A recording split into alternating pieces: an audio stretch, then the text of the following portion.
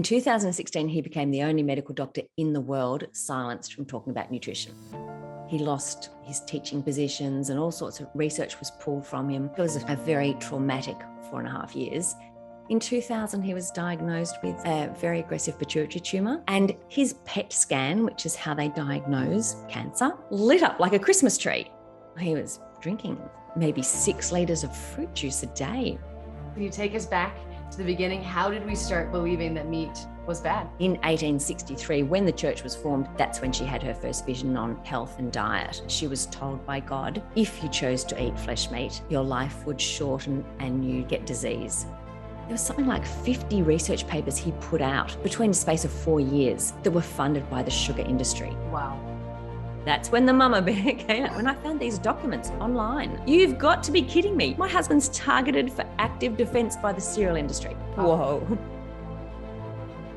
We've all heard the message that meat and dietary fat are evil villains and they're killing us. Hopefully you know that's not true by now after listening to this podcast, but what you might not know is where this message is coming from, where it originated. And to tell us all about it is Belinda Fetke here. She is the wife of Dr. Gary Fetke, who came under attack in 2014 in Australia as an orthopedic surgeon by giving advice to his diabetic patients to adopt a low carbohydrate diet, which had helped him. And so we're going to hear all about the fascinating story, all about the origins of the meat is dangerous hypothesis. So welcome to the show, Belinda. Thank you so much, Autumn. It's a pleasure to be here and to help debunk some of the myths that we hear and we just accept as the gospel, I guess. I know it's getting thick out there. I heard from a friend the other day that at a barbecue that they weren't going to have meat because it's not a good look. And so many of our young people are adopting vegetarian, vegan diets for environmental reasons and aren't really understanding the total health ramifications and the fact that maybe these animal products aren't so bad after all, and might actually be a very important part of the human diet. And I'm actually doing a docuseries to learn all about that. But Belinda, take it away for us. You have so much knowledge. You have done so much research. Tell me what prompted you to start looking into the dietary recommendations and their origins. Well, as you mentioned, my husband, Dr. Gary Fetke, was reported to the medical board in 2014 by a dietitian at his hospital. And it wasn't actually for recommending low carb. At the time, he was only pretty much talking about sugar. He was starting to learn about low carb, but his recommendation to his patient, not you have to do this, but his recommendation to someone with out of control blood glucose in a hospital that he was amputating bits of flesh from their feet and having to consider amputating a lower leg. He said to them, let's reduce your sugar consumption, because I don't know if you've been in hospital lately, but in Australia, in Tasmania where we live, there are, even on the diabetic menu, there are 3 desserts per day. And they start the day with cereals and toast and all of those things that the carbohydrates break down to glucose when you ingest them. Gary had forgotten a little bit of this when he was doing medicine, because maybe 20 years ago, he might see 1 or 2 patients a year that required debridement of rotting flesh or an amputation.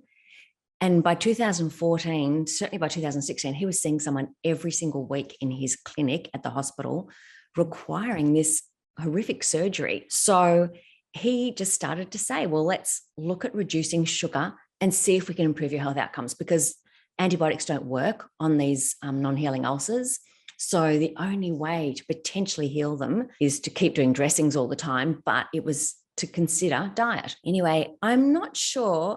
He actually went to the dietitian's department and he spoke to them. And in hindsight, I'm not sure if they didn't want to know about the information Gary was telling them, or if they just didn't want Gary to be the one to be talking about it first, because he became quite a vocal public advocate for reforming hospital menus, getting rid of the junk food that was being sold in the hospital and easily accessible to his patients, and to reduce sugar consumption in hospital where their blood glucose was going out of control. Some people said they had better blood glucose control at home than they did in hospital. Is that not devastating to you? I know it's terrible. I don't know. I had a friend who had cancer recently, and she would live on like these licorice ropes and just candy. And I kept telling her, don't eat that. Like, sugar can actually feed cancer. And she said, well, the doctors don't say that. The hospitals give me candy. It doesn't seem to matter. And I just find that so irreprehensible that your husband, who the person actually having to do surgery for these people, was not even allowed to say that sugar, something no one can argue, is good for you. Yeah. He started talking about it in 2011. Wow. And by 2014, obviously, he was beginning to talk about low carbohydrate to his patients, reducing not just the sugar, but the carbohydrates. And then he was investigated for 2.5 years. It was a star chamber investigation. So he was not allowed to have a lawyer. He was not allowed, he just had to keep answering these questions to the medical board. And it was a bullying tactics. It was quite a horrific time for us, not just Gary, but as a whole family. It was very stressful. He was part of a group called Low Carb Down Under that he'd joined in, I think, 2013. I was going along to their meetings and I was watching all of these health professionals. We had doctors, dietitians, nutritionists, exercise physiologists, all of these people talking about the health benefits of reducing carbohydrate. They were talking about the science. Yeah. I watched them going blue in the face. This message was so profound, and yet the regulators and the associations that were writing the rule books and the guidelines and all these things were taking no notice whatsoever of the incredible results they were getting. So I just had this moment in 2014 where I went, wait a minute, I don't think this is about the science at all. I think we're up against even bigger forces than they were imagining. So if you go back a little bit, I looked at the expert witness that was brought in by the medical board to determine if Gary could talk about reducing sugar. And I thought, oh, he's got to work for big sugar. Isn't Google amazing? You can sit there as a keyboard warrior and search up all sorts of things. He was the biggest nutrition gun in the Southeast Asia Pacific region. Like, we're talking a massively incredible, influential person. He was a chairman of the Dietitians Association in Victoria for a while. It's someone who was writing textbooks for dietetics. He came in to determine if an orthopedic surgeon in Tasmania, with a catchment area in our space of 120,000 people, we're one step away from Antarctica. It wasn't as if the world was hearing his message. And this huge person, very, very professional person, was brought in to decide this. So I thought, he must work for Big Sugar. He must work for Big Sugar. Mm-hmm. But he didn't. He worked for the cereal industry. And of course, that all started to make sense as well. Okay, we're impacting cereal sales because they use a lot of sugar in the cereals as well. So I just kept researching to try and find out more and more information, because I thought if I could get enough information about him and a potential conflict of interest, then the medical board would go, oh, okay, sorry. And Gary was submitting a thesis to them. Yeah. He was collecting information, research papers, everything to support what he'd been talking about. And this whole idea about therapeutic carbohydrate restriction has been around, I think Russell M. Wilder wrote about it in 1923.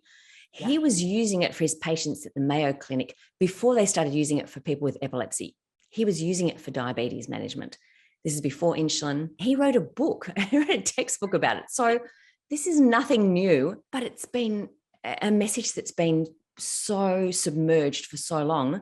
Mm-hmm. And the only reason has to be that the food industry, the pharmaceutical industry don't want us to know that we don't need to band-aid sick care anymore. We can actually prevent and improve our own health outcomes through diet.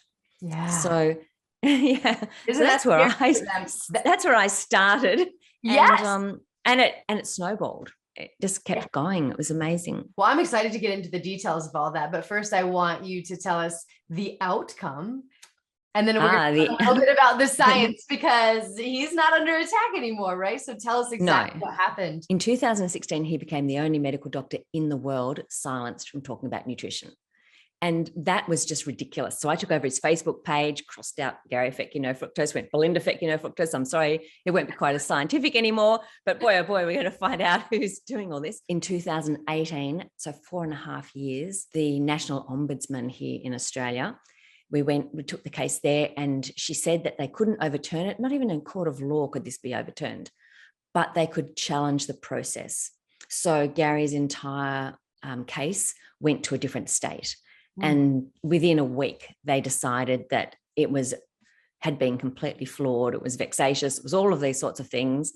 And they threw it out and wrote him a formal apology. So, but, no compensation, nothing else. 4.5 years of your life fighting to maintain your medical registration. He lost his teaching positions, and all sorts of research was pulled from him. Like, it was a very traumatic 4.5 years. But we came out being able to speak about all of this. And even in the determination, the wording suggested that any medical doctor in Australia could now talk about this without fear of retribution. Oh, so yay. I can't even imagine what that day must be like. And I'm just so grateful that it was you, because most people would have quit. Most people would have said, okay, you got it. Like, I won't say anything about sugar and what I'm seeing in my patients, but you persevered for 4.5 years. Good on you for, like, doing what it took to exonerate your husband. So what was that day like for you? Did you celebrate? Are you feeling how absolutely changed your trajectory? Yeah. First person we called was Tim Noakes, Professor Tim Noakes. I don't know if you know, but he was going through exactly the same sort of thing in South Africa at exactly the same time.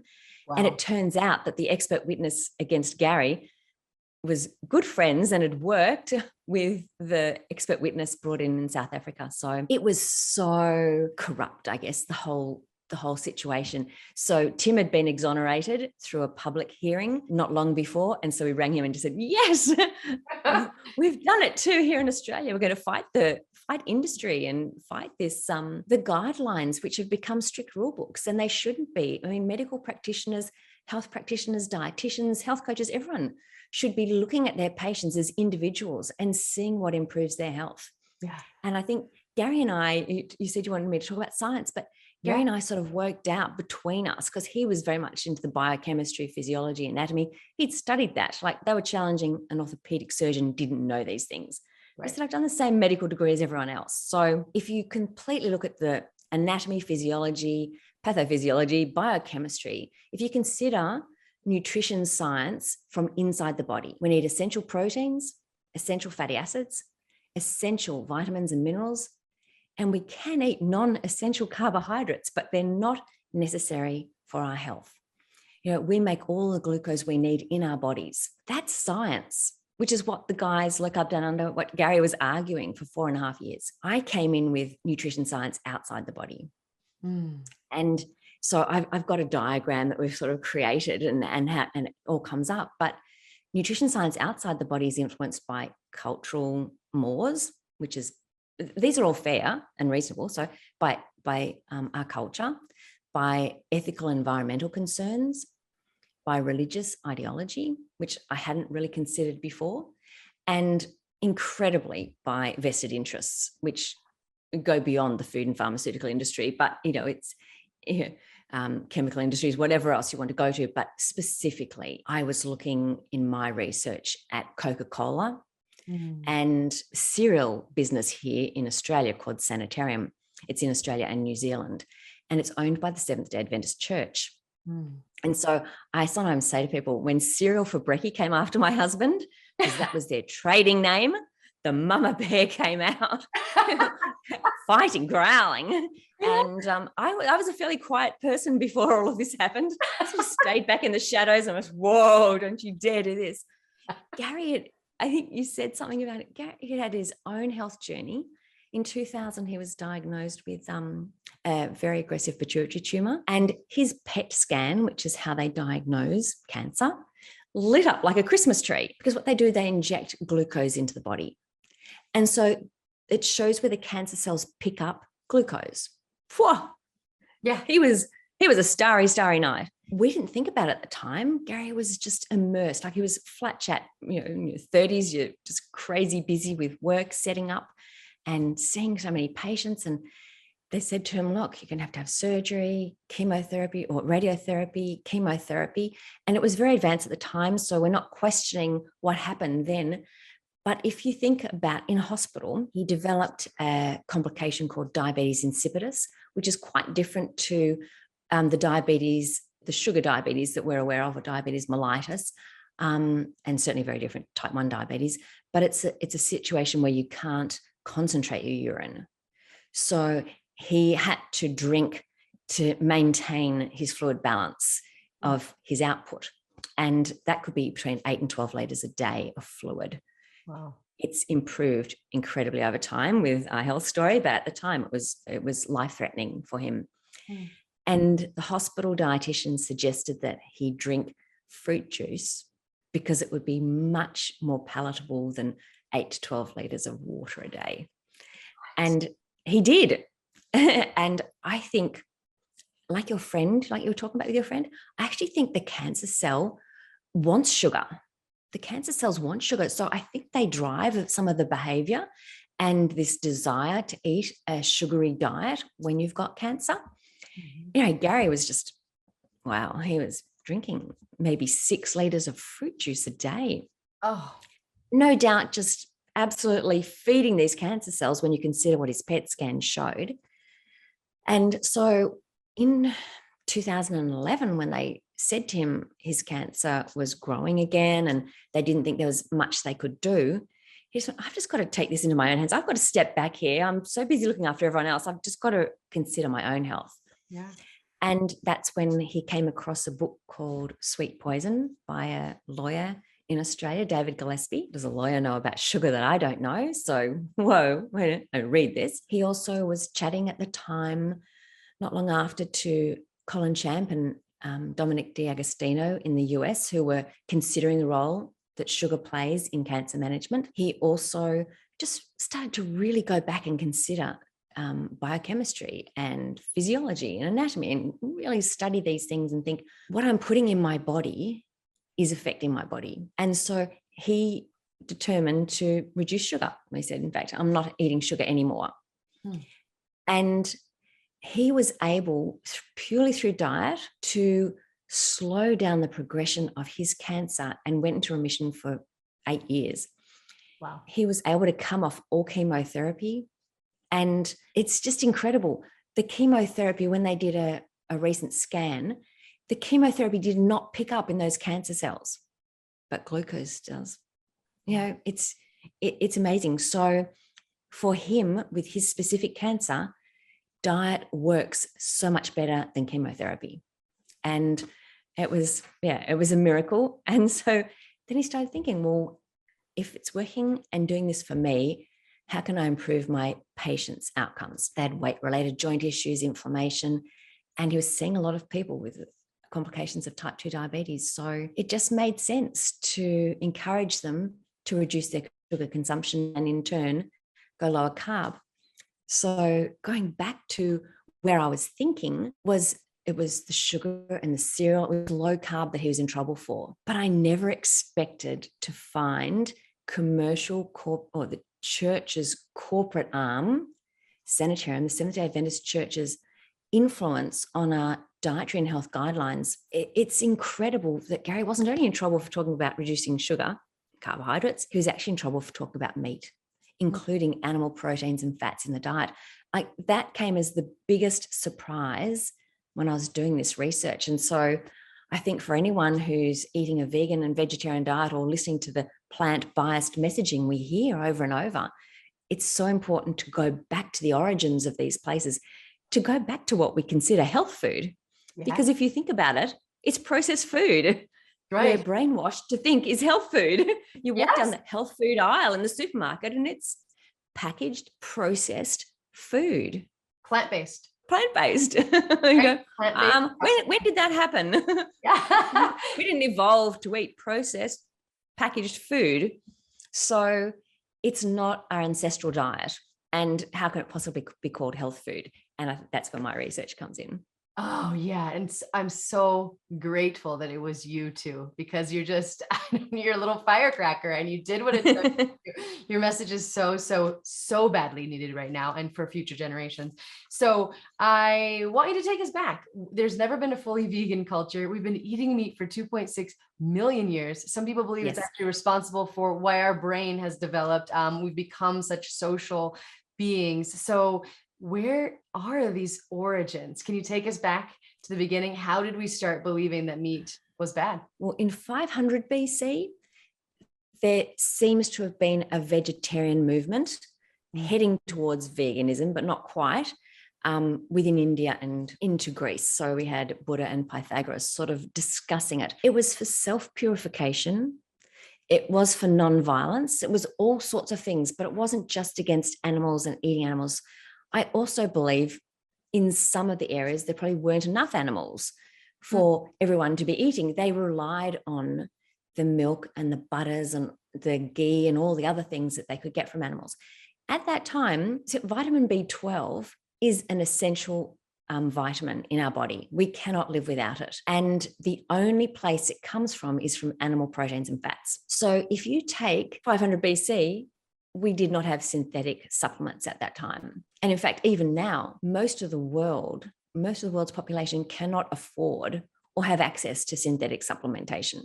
So they still rely, even the Jain religion, which is probably the strictest about non-violence and self-purification and metempsychosis, all of this transmigration of souls and different things, they still have yak butter in their tea and they cook with ghee because they have to have vitamin B12 to live. So they're not vegan because they have those products. But yes, they certainly don't eat other animal products.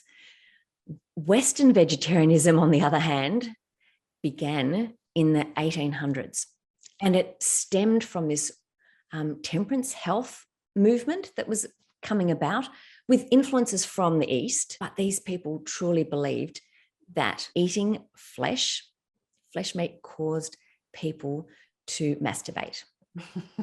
It was John Harvey Kellogg, right? No, Ellen Whiteley. No, way before them. It was back to the biblical health research. It was Reverend Cohen started it in about 1830. So it was earlier than them. And you heard about graham crackers. Well, Reverend Graham, he was very, very big on this, very getting rid of all animal proteins and fats out of the diet, eating these really bland foods, and it would stop the sin of masturbating. So it started before then. But Ellen G. White, who was the founder of the Seventh-day Adventist Church, certainly brought it in as part of the doctrines of the church. And yes, as John Harvey Kellogg, so if you go, okay, well, where did health foods eventuate? Or where did they come from? John Harvey Kellogg invented health foods. He was working at the Seventh-day Adventist Church's Battle Creek Sanitarium. He was employed there in 1876 as the medical superintendent. And he had grown up as a devout Adventist. He started working for Ellen G. White, the founder of the church, and her husband James, when he was 12 years old. And he was typesetting their literature at the time. So they were very much into literature evangelism. We've got the internet now. We can talk to people all over the place. But at the time, you needed a printing press and you needed printed word to be able to hand out information to people. And so he was typesetting these things. He typeset her first little book called A Solemn Appeal, or An Appeal to Mothers. It had a couple of different names. And this book wholly and solely spoke about mothers deterring their children from masturbation and not putting meat on their plates. Wow. She said that not only animal protein, but animal fats was harmful. Don't cook with grease, but they did need to use a little bit of butter because, like 500 BC, they hadn't had the alternatives by then. So they used a little bit of butter, a little bit of cream and a little bit of milk, but they were anti meat and eggs and all of those sort of things that they could possibly keep away, because it wasn't just men, but women and children in the heinous act of self-vice, which is the Puritan term for masturbation. And he spent 4 years immersed in these sermons where she discussed the ramifications of masturbation, when everything from, affecting your eyesight right through to decaying heads. This was a terrible thing to do. And she actually wrote that it was as if you put a pistol next to your heart and shot yourself. That's how bad masturbation was. It caused epilepsy, it caused also, degeneration, violence, crime, everything. So he was determined when he became a doctor that he would create foods that would take the place of flesh meat, milk, eggs, and butter. He fermented milk, but he didn't use butter or creams or any of the other things. So he created yogurts and things like that early on. And as soon as he could work out how to make soy yogurts, then he was off that way. But yeah, he didn't invent peanut butter, but he was the first to patent it. Very smart. So nut butters instead of animal butters. So instead of milk butter. He also invented a thing called nattos, which was the first commercial meat alternative produced in the Western world. Wow. So he sold that. He invented protos, which was like a gooey gelatinous legume stuffed into a can. It just came out as a whoop. Delicious, I'm sure. And of course, he invented in the 1890s flaked wheat and flaked cornflakes. And it was to prevent people from masturbating. And wow. I don't know how many people know that's the history of the cereal industry. No, I didn't. I learned from you. I couldn't believe it. Yeah. No anti-masturbation crusade, I think they call it. Right. Yeah. No science. Just, I know Ellen White had visions and knew that the Garden of Eden diet did not include meat. And like you said, impressed that upon Dr. Kellogg, who from your lectures I've learned had about 30 patents in the food industry, right? For different types of products that would help eliminate meat from the diet. And here we are. We're still dealing with it. Yeah. This anti. Yes. Sorry, I did jump around. The church was formed in 1863. And yes, Ellen had over 2,000 visions and dreams from God in her lifetime. And in 1863, when the church was formed, that's when she had her first vision on health and diet. She'd previously had, from the age of 17, she'd been getting, from 1844, she'd been getting these dreams. But in 1863, at the formation of the church, that was the vision on diet, that she was told by God that the human diet was the diet in the Garden of Eden. That was what the God-appointed diet that he'd given of fruits, grains, nuts, and seeds. And flesh meat, she had taught as part of the church, was only allowed after the flood. And if you chose to eat flesh meat, your life would shorten and you get disease. So it's a very, very powerful message. They use the Seventh-day Adventist Church. So I should just say, I'm not anti-religion. I'm not anti-veganism. I'm not anti-vegetarianism. I respect people's choices, their culture, their ethical beliefs. But from my research, I've discovered that the Seventh-day Adventist Church are highly influential in American guidelines, dietary guidelines, in Australian dietary guidelines, and in our health guidelines per se around the world. And I believe their beliefs are taking away my choice, your choice. They're taking away our choice to speak about their health aspects and the importance of animal proteins and fats in the diet. And they're taking away our choice about what we eat. So that's why I've been so vocal. I looked into all of this for about 2 years before I finally spoke about it. In fact, Gary was the first one to speak about my research, because I grew up as a Christian and I found it very, very challenging to talk about a church, because no doubt, like any church, there are some people within that group that have incredible hearts and want to do the right thing. But if you've been told over and over and over that the right thing is to get rid of meat and animal proteins and fats, if you've been taught that the health food business, which is what Ellen G. White wrote when she came to Australia and set up the church and this company, Sanitarium here, she said that the health food business was to take the place of flesh meat, milk, eggs, and butter. That's a real concern. They were to use medical evangelism as the right arm of the church. They believe that they're carrying on Christ's mission to heal people, even though from the Bible, he seemed to do it from miracles. He didn't go to a hospital and work on people and give them things. So, their interpretation of continuing his ministry is to take it into a physical space where they can offer healthcare, hospitals, clinics, all of these other things. They also educate. So the Seventh-day Adventist Church are currently the second largest educator in the world. Wow. Who are they behind? Who's the Catholic Church? Got it. Okay. Wow. But, they have universities and schools, a lot in third world countries. In Australia, they actually have a very, very small footprint in education here. And even we've only got one major hospital in Sydney. and a few smaller private hospitals within that Sydney reach. In America, I think they've got 28 hospitals in Florida alone. Wow. So the healthcare in America is incredibly influenced by the Seventh-day Adventist Church. And not only that, not only the hospitals and all the other things, the Advent Health have recently bought in the last, I think 3 years ago, they bought the Blue Zones project. Wow. So I don't know if you've heard of Blue Zones in America.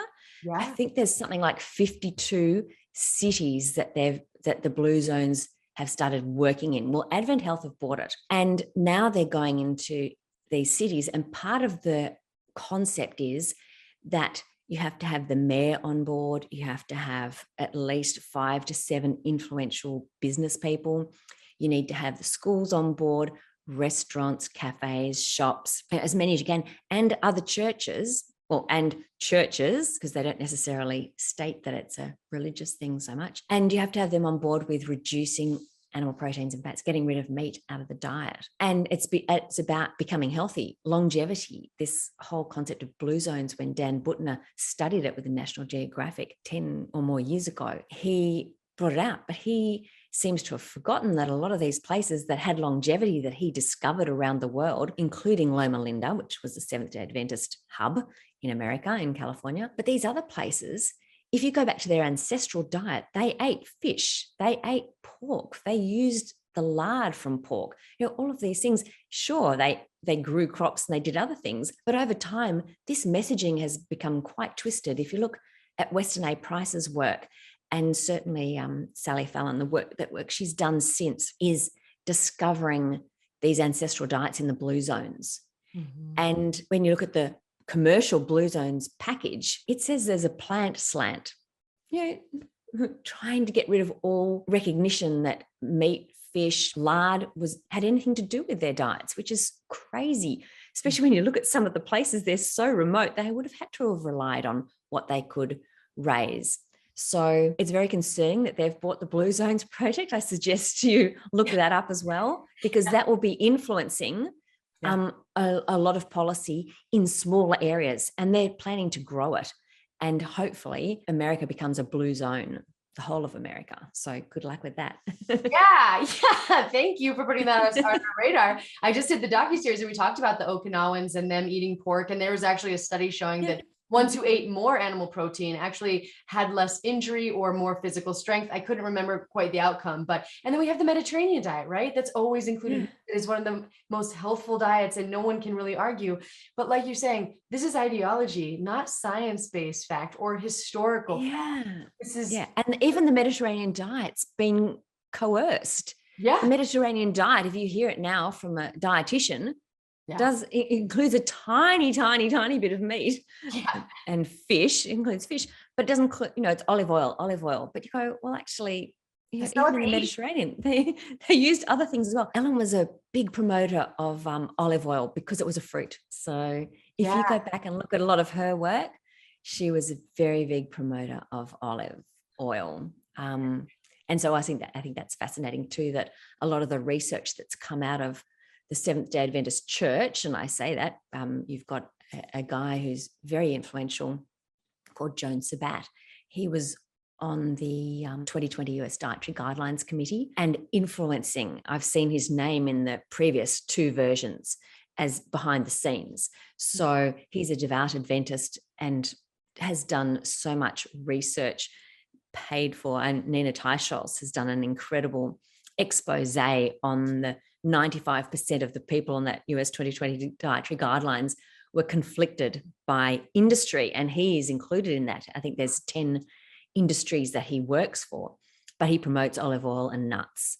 And I hadn't realized, I knew he was on the Californian Walnut Commission and some other things, but I didn't realize they were trade associations of ILSI, the International Life Sciences Institute, which was founded by the vice president of Coca-Cola in 1978. So we've got a food, pharmaceutical, chemical, it was tobacco at the beginning as well, industry funded group, a privately funded group that has their best interests at heart.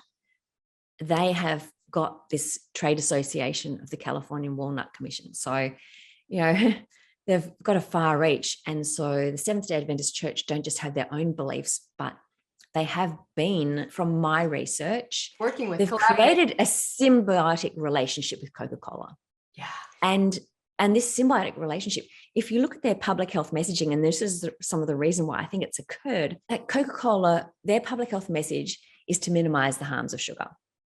That's how they want to do it. The Seventh-day Adventist Church want to promote the Garden of Eden diet. And in the middle, where they join, is demonizing animal proteins and fats so that they can promote a plant-biased messaging. It works really well for both. Mm-hmm. And the thing that really twigged with me when I was doing my research was Mervyn Harding, who was a devout Adventist studying at the College of Medical Evangelists. He was a professor there, which was the previous name for Loma Linda University. It was called the College of Medical Evangelists. He wanted to prove that the vegetarian diet the Adventists were eating, and remember, the term vegan wasn't coined until 1944. The vegetarian diet, which they probably still referred to, he wanted to prove that it was healthful. So that was the very first Adventist health study. And he did it with Frederick Stare at Harvard University. Mm-hmm. So he went there. His doctoral dissertation was done under Frederick Stare. And I think Gary Taubes and, I forget her name, Christine Cairns. Christine Cairns uncovered a whole lot of documents at the Harvard University showing that the Harvard School of Public Health, Fred Stare, was bankrolled by the food industry and the sugar industry in particular. And I think there was something like 50 research papers he put out between the space of 4 years that were funded by the sugar industry. Wow. In the 1950s. So you can imagine what happened when this devout Adventist with true belief that, the spirit of prophecy knew the diet we should be eating. So he's gone to Harvard to do his doctoral dissertation. Fred Stare's just gone, wow, here's a man who's wanting to demonize animal proteins and fats. That really suits us because we can make processed food look better. So their first research was published, I think, in 1958. Or 1954 maybe, and then 1958. But 1954, it was put into the American Dietetics Association as research. And from there, it snowballed until Kathleen Zolber was the president of the American Dietetics Association as a devout Adventist and was integral in organising the vegetarian and vegan position papers within that association. Going back, John Harvey Kellogg's protege, Leonard Cooper, immersed in the Adventist health message, was the founder of the American Dietetics Association in 1917. It's crazy, isn't it? And so it's crazy. Started with this ideology and the American Dietetics Association and their continual demonization or messaging that it is an appropriate diet, vegetarian, vegan diets for people at all stages of life. This is where it comes from, right? It's not coming out of the extensive amounts of research on the vegan diet. And even the vegan diet trials they're doing, they're often removing a lot of things with a vegan diet, right? Too many things are changing at one time. Like yes. Standard American diet anymore, right? You don't smoke and you don't do this. Yeah. And there's all, like you said with Seventh-day Adventists, all of this litany of lifestyle behaviors that are different too in the research that's done on them. And you can maybe touch on this too. There is research in other populations that have these similar lifestyle factors and that they do meet. And what do they find in these populations? The Mormon groups, and even in they studied a specific group of Jewish people who also don't eat pork and don't eat lard and a few different things that they've changed, but they still eat meat and milk and eggs. So they looked at those and their longevity was equal, if not higher. And so then you consider the social contacts that they've got. And I do believe if you've got a group of people around you, you're much more committed to your health journey if they're committed to their health journey. As you say, what are they taking out? And if you look at the fine print of a lot of the Adventist health studies, you'll notice that you are a vegan if you eat meat less than once a month.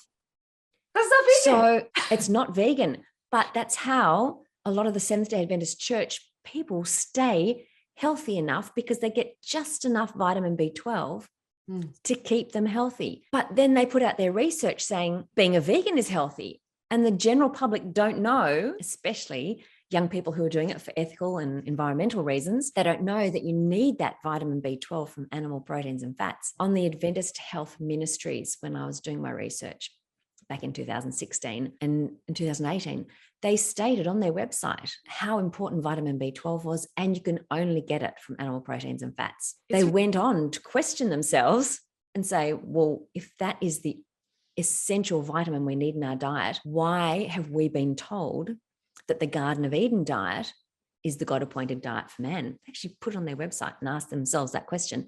Their answer was, we don't know if vitamin B12 was in the tree of life that was taken away on the fall of man. So they believe once we get back to heaven, eternity, we will have an opportunity to be back with the tree of life, and we won't need to eat any animal proteins or fats, and we won't need supplements, because the tree of life will provide our vitamin B12. That was what they were suggesting. They did also talk about, was it in the soil and was it other things that have been harmed by chemicals and other things since. But, they're really trying to totally believe in this messaging that was given to Ellen G. White. And they have been sent out. They have been commissioned by God, according to her, to take their health message and use it as an entering wedge. The Adventist Medical Evangelistic Network, their website says their mission is to hasten the return of Christ. They are begging for the end of the world, because they believe that if they're alive when Jesus comes back, that it will be a much easier transition to eternity. They will go to heaven. So they want it to happen in their lifetime. And they've been predicting it will happen in their lifetime since 1844. Wow. It's amazing, right? And I think it's important for me to say, I'm not against religion either. But when we're talking about a diet and kind of control over entire narrative and the nation's that they are getting. Exactly. It's really important to say, these are not science-based facts here. This is ideology. This is one woman's ideas about what is right and not right to eat based on her visions, right? That we can't really say for sure were accurate or happened or so to put everything on that house of cards it's really terrifying to me. And I also want to mention, to the other side, I know you said Coca-Cola, Global Energy Balance Network. Coca-Cola profits a lot, and there's been emails that have shown this. When people believe that obesity and eating too much, that's their fault, and it's because they're not moving enough, they're eating too much. It has nothing to do with the sugar. So when the sugar industry can join forces, like you were saying, with these religious groups and wield their massive power, that's how we end up here. So can you talk a little bit about EAT-Lancet? Because that's one of the most recent examples of kind of this synergy and these different vested interests. But can you talk about that and where those originated? Was this an actual unbiased analysis of fact, or what was going on here? I think with the EAT-Lancet, there's a lot of people that have written about it. And I have done a blog introducing everybody else's information, because it's such an important discussion to have.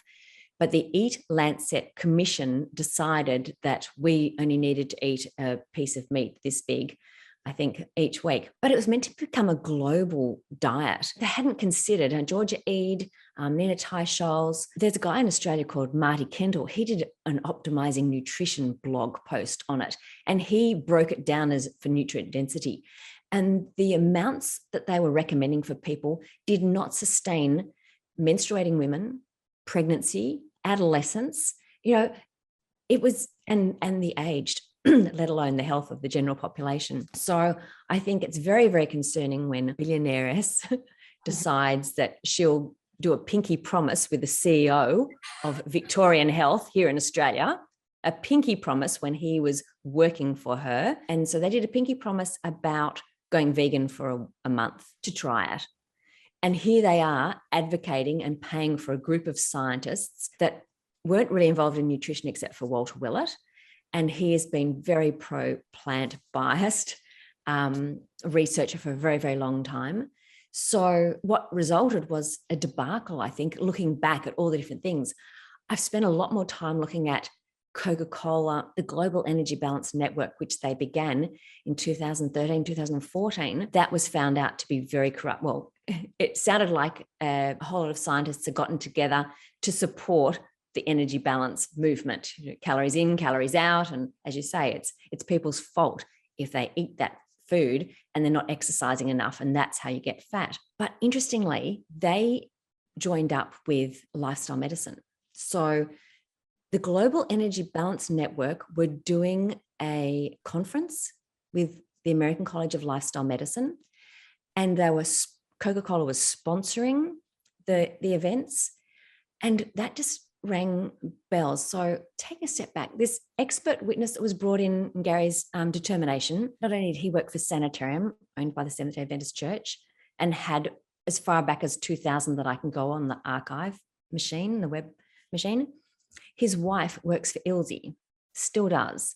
So to say that was founded by Coca-Cola. They left in 2020, I think under so much 2021, so much public pressure to, the microscope was on them, especially written by this amazing woman. If you look it up, she went to China, and Greenhalgh, Halgh, her last name, Susan Greenhalgh, has done an incredible expose on Coca-Cola Ilse in China, and it's everywhere, but she was able to really get a lot of information there to showcase it. And after that, they pulled out of Ilse. Wow.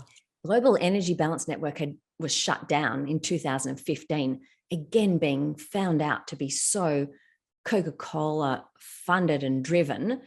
And it was really pretty much a front. What I find fascinating is Coca-Cola, Stephen Blair, who's the big promoter of exercise as medicine, writing prescriptions for exercise medicine, he joined the board of the American College of Lifestyle Medicine, and so did another guy who's very much involved in that exercise as medicine space. They joined in 2010. Now, the American College of Lifestyle Medicine was founded by a devout Seventh-day Adventist on the Loma Linda University campus in 2003. When it was founded, it was the Christian Association of Lifestyle Medicine. And then obviously in 2004, they changed it to the American College of Lifestyle Medicine. And all 9 office bearers at the beginning were Seventh-day Adventists, and the slides that they still had on their website in 2014, when I went looking, still had things that referenced Ellen G. White, the Garden of Eden. It said lifestyle medicine was practiced in the Garden of Eden. Like all of these things, it was unbelievable. So it began very, very much as a Seventh-day Adventist entity. Anyone, even now, who's on the board, writing exams, writing information, resources, everything is still very heavy Seventh-day Adventist Church, but also Coca-Cola and other food industries. But I would say Coca-Cola has been very much involved in it. And anyone aligned with that very, very heavy vegan plant-based messaging. If you look at their resources, their plates, not even for children is there any animal protein or fat on there. Again, this messaging, what they're trying to do is get lifestyle medicine into medical education. And in America, this group have managed to get into at least 7 universities, including Loma Linda University. They are trialing different things. In Australia, they're trying to push to get into our entire country's medical education. I'm the one who's jumping up and down going, can't anyone see this? It's really scary.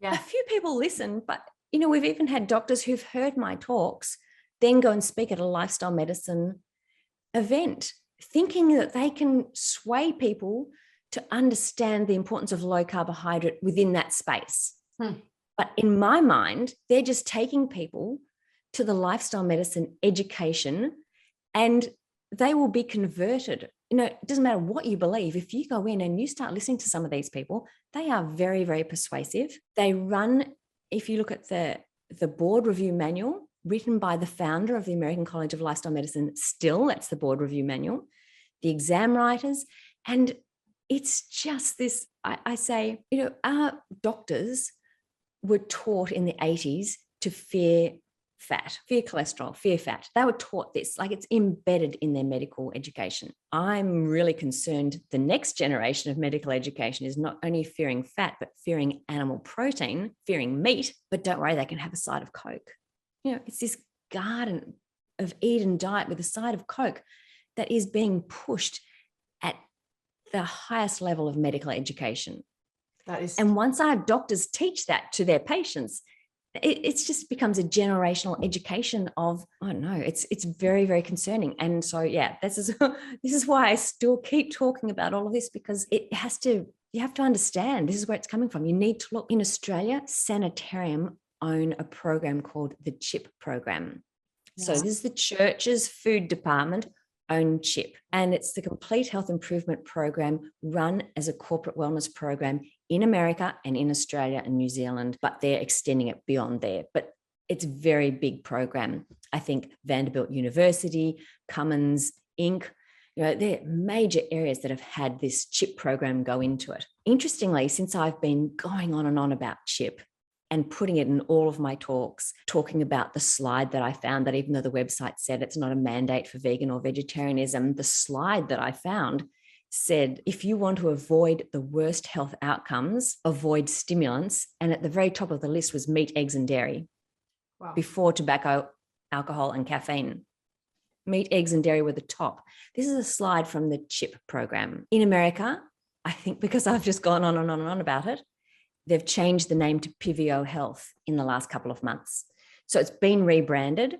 Whoa. It's called Pivio Health, the Complete Health Improvement Program, owned by Sanitarium, but nowhere does it say anything about a church. And only on one page does it say copyright on About Us. I think it says that the Lifestyle Medicine Institute is owned by Sanitarium.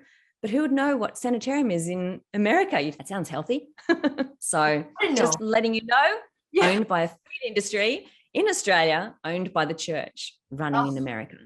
We'll never stop educating us and staying up on them. Like you said, just a simple little name tweak as a result of your research. People are getting aware and they're, it's not affiliated, it's something different. But thank you so much. It terrifies me because doing this docuseries that I can't wait to share with people, there have been very detrimental health outcomes, especially tied to children who have vegan diets. And like you said, every family's got to figure it out for themselves, but irreversible damage due to B12 deficiency. There's a Finnish study where they even had dietitians design a diet for these children. And it was during the summer, and these kids were still low in vitamin D and other nutrients. And most people adopting this diet, they don't have dietitians designing their diet. They're just doing the best they can. And then when we bring in Meatless Mondays into school systems, into New York City, where they're of lower socioeconomic status, and maybe it's the only time they would have had a really high quality source of protein, this terrifies me. Like you said, for this generation, our health is already, 1 in 3 of us has diabetes or pre-diabetes. And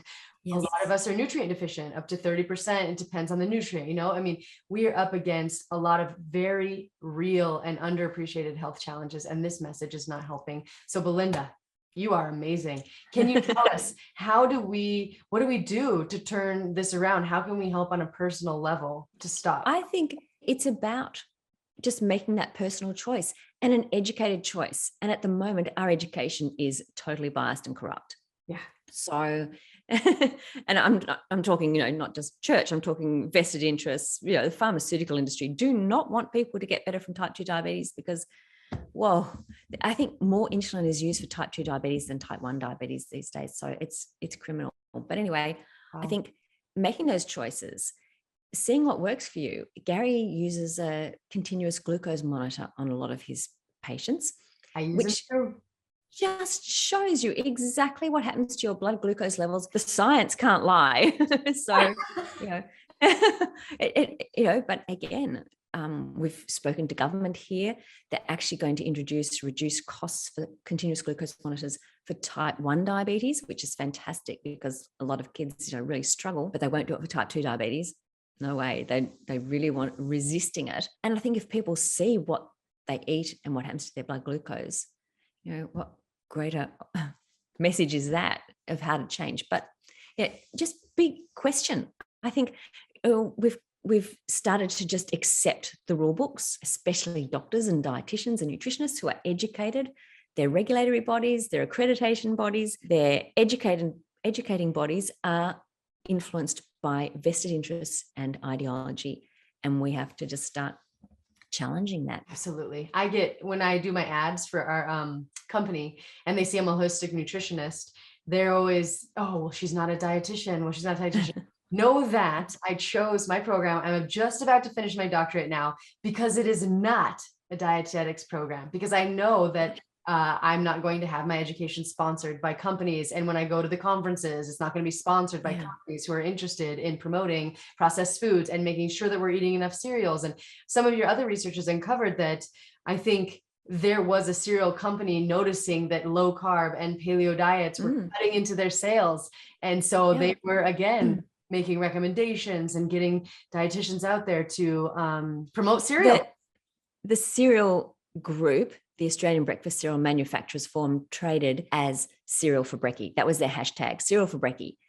And their documents specifically targeted or stated Gary's name as the only medical doctor they were after. And it was because their cereal sales were being impacted by the messages from low carb advocates. And they were paying the Dietitians Association of Australia at the time, when they mentioned Gary's name, they were paying the dietitians $23,000 a year to use their dietitians. Now, did those dietitians know they were using their dietitians, or were to use their dietitians as part of this sponsorship to influence, protect, and actively defend not only cereal, grains, but sugar messaging? Wow. And so these dietitians who come straight out of education, which is what happened here in our case, because we were able to work out who the dietitian was that reported Gary, and we will not mention her name because we truly believe she is a product of a very corrupt system and was encouraged to do it. She's probably up in arms going, sugar's not a problem. She was educated sugar wasn't a problem. She was educated that cereal for brekkie is the most important meal of the day. This is what's come through. And so she reported Gary, but she made our life hell for 4.5 years. And I hope, we live in a small town, that she's regretted that decision a lot, especially as more and more information has come out. And sugar, obviously, now everyone just goes, oh, sugar's bad for you. Crazy, you're crazy. But, this is what it was. It was a conglomerate of Kellogg's, Nestle, Sanitarium, owned by the church, and Freedom Foods. And they traded as cereal for brekkie. And when they came after my husband, that's when the mama bear came out. When I found these documents online, I went, you've got to be kidding me. My husband's targeted for active defense by the cereal industry. Whoa. And then the expert witness was working for Sanitarium. It's just like it all just joined together. So, well, I'm so grateful that she targeted you. I'm so, and I just think it's amazing that you don't want to mention her name and you don't want to bring, I just think that is so respectable. But look what she's given you, a whole new grassroots advocacy campaign. Yes. And it's amazing what you've done with the lemons that she dealt you. So thank you, Belinda, for your amazing research and for sharing it unapologetically and for doing this new generation and everyone alive today quite a service, because we know that the health ramifications of a vegan vegetarian diet for certain people can be extensive. And like you said, when it comes to diabetics, fat and protein are the two macronutrients that keep your blood sugar stable. And heal tissues. Heal tissues, right? And are very important for the brain. And it goes on and on and on. The research has made that really clear now. Now people can see that, even though the mainstream narrative pushes against it. So thank you, Belinda. Where can people connect with you and learn more about your work? You need a book, thank you, by the way. Oh, I do. I keep thinking about it. There's just so much information. Then I don't know whether to go down the home economics route, where that history is as well. So it's very extensive research. We've only touched on a tiny bit. But I've got a website that I started in 2017, isupportgary.com. And that has a lot of the information that I was doing. I have been a little bit quiet over the last COVID period. We've had family descend from interstate and live with us, grandchildren and everyone, for a while. And I've just gone, just have to be in a different place for a little while. But now they've moved out again. It's like, okay, I'm back. So hopefully I'll be back writing again very, very soon. And I've certainly keep researching, as you know, about Pivio Health. I keep my eye on everything in this space. And I think it's really important. I need to write about even more, and maybe one day a book. Yes, I sincerely hope it happens, and I'm going to be keeping up with you until then. So again, thank you so much for your research, and everyone check out her website, I Support Gary, and hear about their story. Share this podcast. As many people as possible need to hear this message. So do your part. Thanks very much.